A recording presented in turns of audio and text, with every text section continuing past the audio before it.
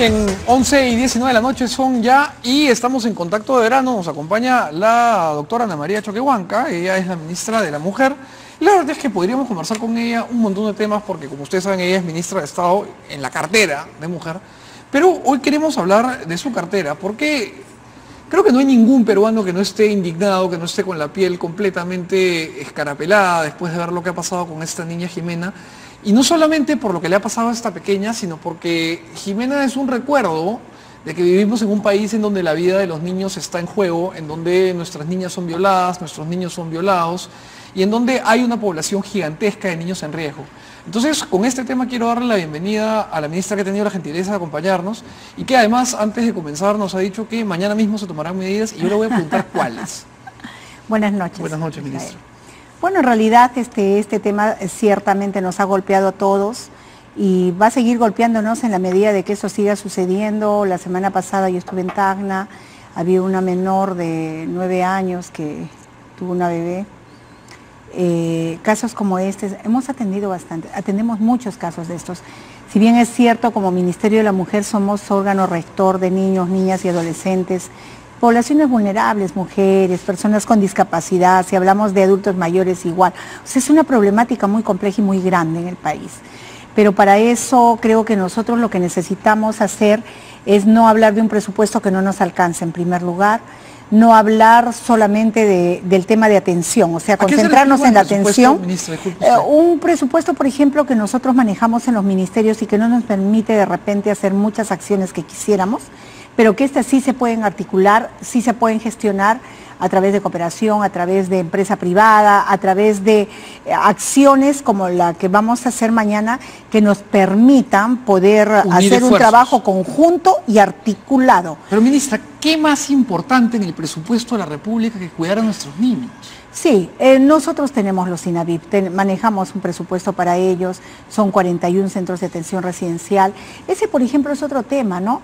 Y mira, el tema aquí, el problema es que los niños están desprotegidos porque, como ustedes saben, yo también soy congresista, y en el legislativo, en el Congreso, las leyes salen, se aprueban, pero no se reglamentan. Entonces, si las dejamos ahí, esas leyes no van a poder aplicarse. Yo encuentro, por ejemplo, la ley 1297 sin un reglamento, y es la ley de protección para los niños, donde, por ejemplo, en otro de las aristas en la atención de niños, es que yo, por ejemplo, puedo dar en acogimiento temporal a un niño que tenemos en riesgo o niños declarados en abandono, pero ellos no pueden adoptar. Por ejemplo, ese. Entonces, ahora, sin embargo, con esta ley sí lo van a poder hacer. Y muchos artículos más que van en la protección de la niñez. Bien, el reglamento nosotros ya lo tenemos listo, ya espero que entre mañana y pasado vaya a la PCM para la firma del presidente. Ahí aplicamos una ley que nos permite tener un instrumento muy fuerte para poder proteger a estos niños. Bien. ¿Cuál es el elemento?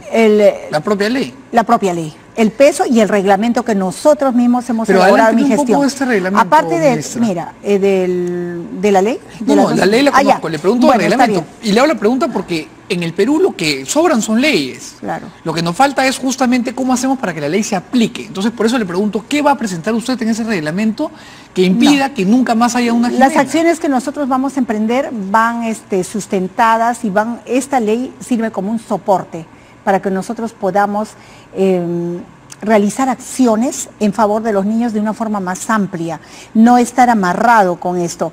Ya le dije, en el acogimiento familiar, por ejemplo, ahora nosotros vamos a lanzar una campaña muy fuerte para que los niños que están en riesgo, que son los niños que han sido declarados en abandono, puedan tener un acogimiento temporal con mujeres solteras, con mujeres viudas, con familias, con mujeres adultas cuyos hijos ya han crecido y pueden tener esa posibilidad de tener esos niños un tiempo, obviamente con una previa evaluación. Hoy justamente estuve reunida con UNICEF para ver este tema. Pero eso en el caso de, por ejemplo, los niños que nosotros tenemos albergados en INAVIP. No queremos niños institucionalizados, queremos que todos tengan un hogar. Pero para eso nosotros necesitamos leyes como esta. Antes no nos permitía esto. Para entender, su idea no es perpetuar la presencia de los niños en una institución pública, sino más bien que sea un espacio de tránsito. Que tengan un hogar. como Me todos parece muy tenemos bien. derecho a tenerlo. Bien, vamos a pasar. Tenemos la otra ley, que es la ley que prohíbe el uso del castigo físico y humillante contra los niños, niñas y adolescentes. Esta tampoco tenía reglamento. El reglamento ya va a entrar a CCB, va a salir del ministerio la próxima semana, entra a CCB, entra a PCM y se promulga. Pero ¿qué es lo que yo quiero decir? Esto es solamente, digamos, el paraguas que a nosotros nos permite ya accionar como. El día de mañana nosotros estamos instalando la instancia nacional para promover la protección y seguridad de los niños, niñas y adolescentes en el país. ¿Qué significa? Que nosotros ahí estamos articulando esfuerzos conjuntos, una cadena de fuerza que nos permita lograr este objetivo. ¿Y quiénes ¿Cómo? participan, ministra? Ministra, bueno, nosotros como tenemos el PENAYA, entonces como una instancia dentro de ella, nosotros la presidimos como Sí. Ministerio de la Mujer y Poblaciones Vulnerables porque somos el órgano rector de niños, niñas y adolescentes. Ministerio de Interior, Ministerio de Educación, que es vital y enseguida te voy a comentar por qué. Luego tenemos al Poder Judicial, la Fiscalía de la Nación o el Ministerio Público, que precisamente tiene a cargo el registro de agresores o violadores. Luego tenemos ahí a UNICEF, tenemos a ANAR. ANAR es una institución que trabaja con contención emocional por teléfono para los niños y reciben 12,000 llamadas al mes. O sea, ahí ANAR nunca ha sido promovida, no se promociona mucho, pero tienen una línea telefónica que permite esto, igual que la línea 100 que nosotros tenemos con las mujeres que sufren violencia y maltrato. Entonces unimos el esfuerzo ahí. Luego tenemos a la Mesa de Lucha contra la Pobreza, porque son sectores vulnerables y ellos tienen también un programa de infancia. Entonces, ¿qué es lo que nosotros pretendemos Antes aquí? de pasar al siguiente tema, Sí. ministra, quería hacerle una pregunta. La primera ministra Arauz, Sí. hablando de justamente la mezcla entre pobreza y la vulnerabilidad de los niños, tuvo una declaración que dio este fin de semana, que está en pantalla, en donde dice que la violencia viene de espacios familiares muy dañados, cuando probablemente ha habido anemia, desnutrición infantil, que no permitió el desarrollo del cerebro y la violencia es aceptada como algo normal en esos espacios. Esta declaración ha encendido la polémica, ministra, porque hemos conocido casos de violencia que creo que son permeables a todas las clases sociales. Dudo mucho que la violencia sea un problema que esté estructuralmente basado en las clases más pobres. Creo que la violencia es una pandemia que afecta a todas las clases de nuestro país. No sé qué opinión tiene usted. No, bueno, eso es cierto. Según se ha visto también, según el punto de vista y el contexto, no conozco el contexto completo en que lo dijo, pero yo pienso que eso responde al contexto en el que ella ha estado seguramente refiriéndose y que, bueno, cuando hablamos de violencia, en verdad, es un tema bastante delicado y también de interpretar, por ejemplo, en varios factores que son en los que se desarrolla la violencia, ¿no? Bueno, pero aquí tenemos nosotros dos cosas y me habías cortado y donde ya te iba a dar la primicia. Ahí la espero, hay que generar Sí. suspenso, ministra. Muy bien. ¿Qué es lo que tenemos nosotros? Entonces, tenemos esta instancia ya instalada mañana. Hace más de un mes nosotros hicimos un convenio, 2 meses ya, un convenio con el Ministerio de Educación para trabajar el tema de educación sexual. Y no tenemos que tenerle miedo a la palabra y los padres tienen que ser completamente abiertos con los hijos. Las niñas tienen que conocer su cuerpo y saber cuándo se gesta, cómo se fecunda. O sea, esto no tienen que ser secretos para nadie. Y esto lo van a enseñar en el colegio. La educación sexual se va a impartir desde el colegio. El ministro Wexler está volviendo a reinstalar el tema de la tutoría en los colegios. Y nosotros, bueno, yo voy a proponer también que los colegios cuenten con un departamento de psicología, por lo menos con un psicólogo en cada colegio. ¿Por qué? Pongámonos en el caso del colegio. Las niñas, por ejemplo,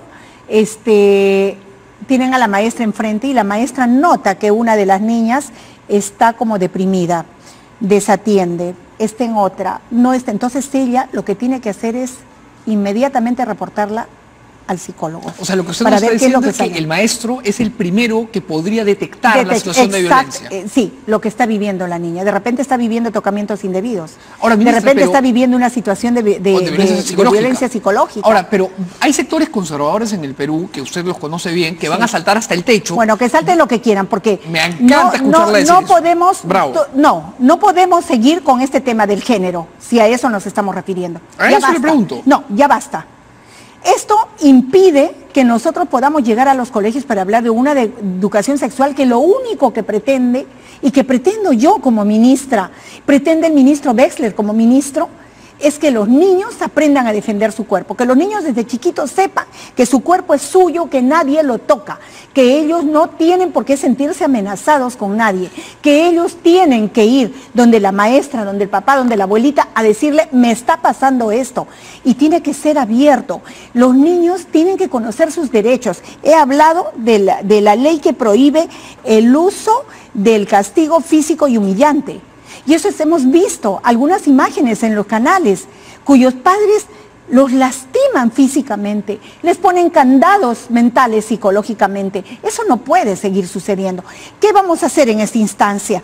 Yo necesito coordinar con el ministro de Educación, lo estamos haciendo, con él ya lo estamos haciendo, pero tenemos que coordinar más estrechamente, tenemos que coordinar con Fiscalía, sí, nosotros y entre todos lo ayudaremos a que esa lista de agresores y violadores salga de una vez por todas. Está detenida tanto tiempo, ojalá que ya esté por salir, porque ya nosotros como gobierno, y la ministra Arauz precisamente lo había reclamado en su última presentación al Congreso a fin de año. Entonces, nosotros necesitamos, ¿por qué? Porque, por ejemplo, esta persona, ya, que era buscada por violación y todo, me imagino que vive en un cuarto alquilado o no sé dónde, pero ahí el dueño de una casa para alquilar a una persona tiene que averiguar a quién está alquilando la casa. Antecedentes policiales, judiciales, por supuesto. No, la lista de agresores. También, si tiene denuncias por violación, ¿quién es esta persona?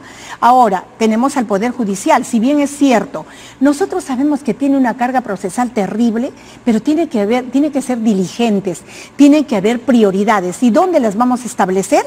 En esta instancia, en este grupo de trabajo, en este grupo conjunto articulado. Señor presidente del Poder Judicial, mire, necesitamos esto, ya no tiene presupuesto, a ver, UNICEF puede colocar de repente algunos módulos, ¿qué más necesita? O sea, aquí en el Perú, si nosotros queremos realmente proteger a nuestra niñez, proteger a las mujeres maltratadas, tiene que haber estas instancias. Y estas instancias no tienen que ser un saludo a la bandera. No pretendemos de ninguna manera salir mañana en una estampita o una foto, porque eso sería muy cruel de nuestra parte. Lo que yo quiero como ministra de la Mujer es tratar de hacer algo en dos fases, una en prevención y la otra en la atención. La prevención es la que vamos a trabajar en los colegios. Ahora, por ejemplo, el ministro de Interior, nosotros tenemos que capacitar más, y ya hemos hablado con UNICEF, para capacitar en las comisarías en especialidad de atención a niños con las denuncias. No sé si usted sabe que los niños pueden denunciar por sí solos, pero hay muchos sitios, muchas comisarías, sobre todo las alejadas, donde les dicen, ven con tu papá o ven con una persona mayor. Eso es contra la ley. De acuerdo. ¿Ya? Ahora, mire, tenemos otro estudio de investigación que hemos hecho nosotros, por ejemplo, con la música, ¿ya?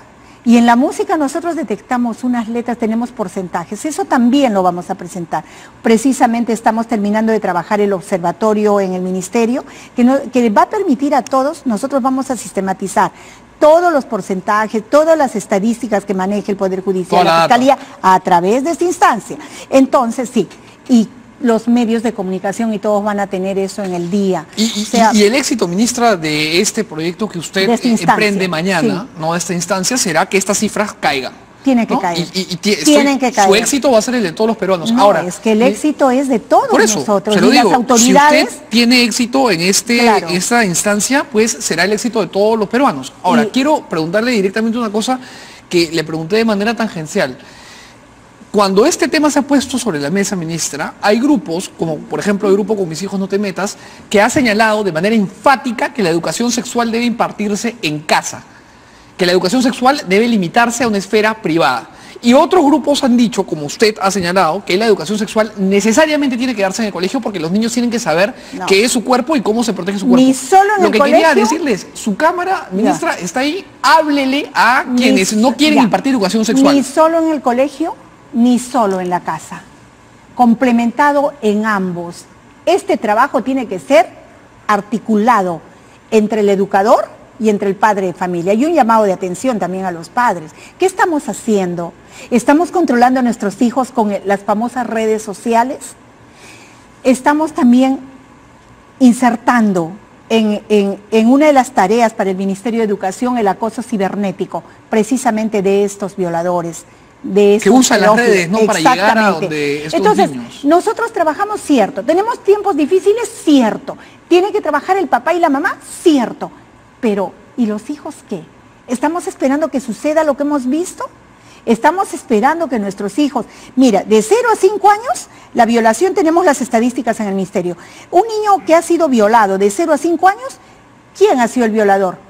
Dentro del seno familiar, el padrastro, el papá, el hermano. Un canalla ahí cercano a la familia. De 5 años a 11 es el entorno. Se amplía el círculo. Los vecinos, los que visitan, los primos, bueno, el entorno externo, no el estrecho familiar, el núcleo familiar. Y de 11 años a 17 ya el peligro es mucho más afuera. Entonces estamos dando unas escalas de atención, de alerta. Tenemos que vivir en alerta todo el tiempo. Tenemos que estar alerta, papás. Alerta. Alerta sí. Y en este momento es una alerta roja. ¿Por qué? Porque estamos viendo que los peligros acechan. Entonces, trabajemos con las autoridades de la mano. Como ciudadanos, no seamos, o sea, tenemos que ser solidarios, no seamos indiferentes. Si vemos que hay una familia que maltrata a un niño, denuncien. Línea 100. La línea 100 inmediatamente va a correr la denuncia o va a ir al lugar donde está. ANAR ahora, es la 0822 me parece, pero es una línea que ellos tienen y que sin embargo los niños llaman cuando se sienten mal y le dicen, mire, me siento mal. Yo y ahí los orientan, ¿no? Totalmente, psicólogos preparadísimos. Ahora, ministra, cuando uno habla de educación sexual, y regreso a esto, se muere de miedo la gente de que vayan a enseñarles a los niños cosas que no deben enseñarles, que vayan a homosexualizarles la vida. No. ¿Qué cosa van a enseñarles a los niños? A cuidarse. ¿Cómo? Solamente a cuidarse. ¿Qué es su cuerpo? ¿Para qué funciona? ¿Qué es su cuerpo? ¿Para qué funciona? A una niña que está saliendo recién o entrando a la pubertad, decirle cuándo puede fecundar, qué peligros pueden haber si tiene relaciones tempranas, cómo tiene que ella vivir en el día a día conforme su cuerpo va desarrollando. Yo creo que eso, visto de la mejor manera, en protección y seguridad, es lo mejor que puede pasar. No estoy hablando de otra cosa, estoy hablando de protección y seguridad, no estoy hablando de nada más. Nosotros queremos simplemente que los niños estén informados y establecer, sobre todo fortalecer esa relación que tiene que haber entre los maestros y los padres de familia. Tiene que ser una relación muy cercana. Otra cosa también de la que hemos tratado hoy día con UNICEF es la evaluación en los profesores, en los maestros. Hay que hacer evaluaciones para ver quiénes están al frente. ¿Son maltratadores? ¿Son los que te pegan con la regla, te ponen el candado mental y en el colegio te dicen inútil, tú no sabes, tú no... Porque hay varios de esos también, ¿no? Y también en la casa. Sí, por supuesto. Porque el vecino sacó 20 y mi hijo sacó 10. No, tú eres un inútil, pues, ¿tú qué vas a hacer como él, no? Y le estamos poniendo candados mentales. O sea, reflexión. Yo creo que es hora de que los papás empecemos a reflexionar, de que las autoridades empecemos a cumplir con mucha más responsabilidad nuestras tareas, de que la ciudadanía sea solidaria y que hagamos esas cadenas de fuerza para proteger a los niños. Cuando veamos que algún niño de repente está corriendo peligro, nosotros estamos reforzando el trabajo de los niños de la calle, tratando con un programa y en realidad muy austero, pero con mucha voluntad para que los niños sean albergados, no estén en las calles, por supuesto. Esto de enseñarle a las niñas, por ejemplo, cuándo es que pueden fecundar, cómo es que deben proteger su cuerpo a la hora de fecundar, para evitar embarazos y cuáles son los mecanismos que pueden utilizar. Le termino de preguntar, ministra, cuáles son los mecanismos que una niña puede utilizar, a partir de qué edad, en qué momento puede ella fecundar, esto le va a generar a usted un problema político. ¿Está dispuesta a asumirlo? ¿Por qué? Porque van a saltar los grupos que consideran, que dicen queremos más niñas calcinadas, seguramente. Queremos... Perfecto. ¿Qué queremos de los niños? Por el amor de Dios, O sea, entonces está usted clara, está dispuesta a pelear por esto. No, es que el tema no va por... Yo no estoy buscando la pelea con nadie. Yo lo único que estoy buscando es que aprendamos a proteger nuestro cuerpo y que los niños aprendan a cuidarse solos también. Que sepan que su cuerpo es suyo, los chiquititos de 3, 4 años, que nadie me puede tocar, nadie. Entonces, dígame, ¿eso es malo?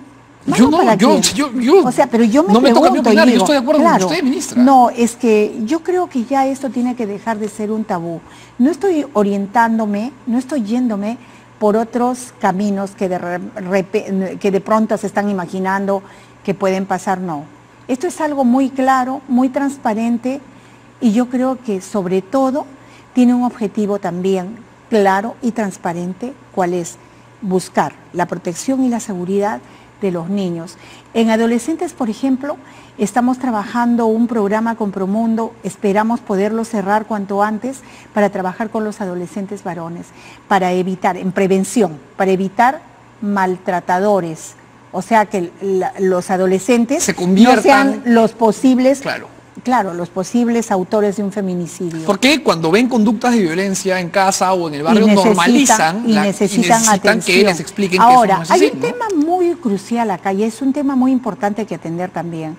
En el Perú tenemos que hacer una cultura de prevención en salud mental. La prevención tiene que ser una cultura para nosotros y el tema de salud mental es vital. Salud mental para los agresores.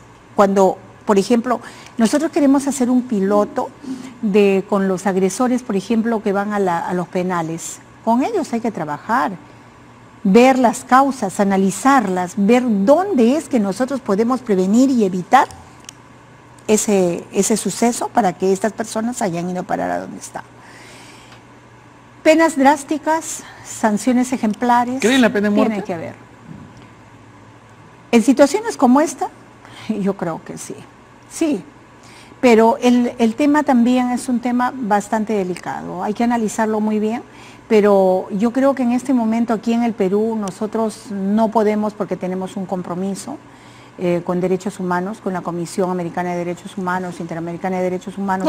O sea, claro, la Corte nos imposibiliza, sí. Justamente pero, además la ministra lo recordaba, pero yo le pregunto, yo no le pregunto como un tema jurídico, le pregunto si usted como mujer considera que un tipo que le hace lo que le han hecho a esta niña Jimena debería ir a la pena de muerte. Yo creo que no, pero yo le pregunto su opinión como mujer, no como ministra, como mujer. A ver, cuando es en flagrancia, cuando los hechos son contundentes, como mujer le digo y como madre. Por supuesto. Yo diría que sí.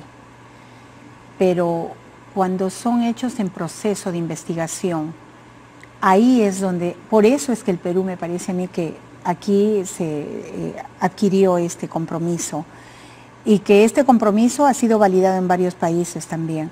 Y yo pienso que son casos a veces muy complejos, cuando son procesos de investigación abiertos, donde se establece después de un tiempo, no se sabe si será, si no será. Entonces, en esos procesos de investigación, en realidad quedan dudas. Pero en hechos como este, y por ejemplo, yo sí estaría de la castración química, ¿qué opina? Eso es algo que se ha planteado en el Congreso de la República. Y en un proceso esperemos pues que de verse, yo creo que si prospera, prospera. Porque eso sí no atenta contra la Convención de los Derechos Humanos. No, absolutamente. Y si hay certeza de que ya no sabe qué aplicar, porque estas personas, o sea, estos porcentajes que tenemos de los hechos que suceden son altos y son en el día a día. Entonces tenemos que dar sanciones ejemplares. Sí, hay que hacer algo fuerte. Pero yo pienso que el tema es la prevención.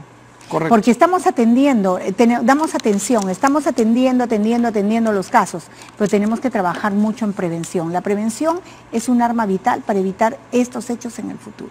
Bien, ministra, yo le agradezco muchísimo por haber estado aquí y además por haber dado declaraciones tan corajudas como las que ha dado. Ha sido un gusto conversar con usted y espero tenerla muy pronto de nuevo para seguir conversando y que me cuente cómo va con esta importante institución, esta instancia que mañana empieza. Esperamos no crear ningún conflicto en este tema que no sería bueno. Es algo que nosotros estamos planteando de una forma muy transparente y muy sana también. Es algo muy sano que va dentro de la línea así media. Ya le dije, yo no quiero estar aquí ni aquí. Hay que hacer lo que hay que hacer simplemente en una línea media, respetando las opiniones de todos y yendo por el camino correcto. Ojalá que se coja y como le digo, su éxito será el de todos los peruanos, ministra. Hacemos un corte y volvemos. Muchas gracias por estar aquí. Muchas gracias.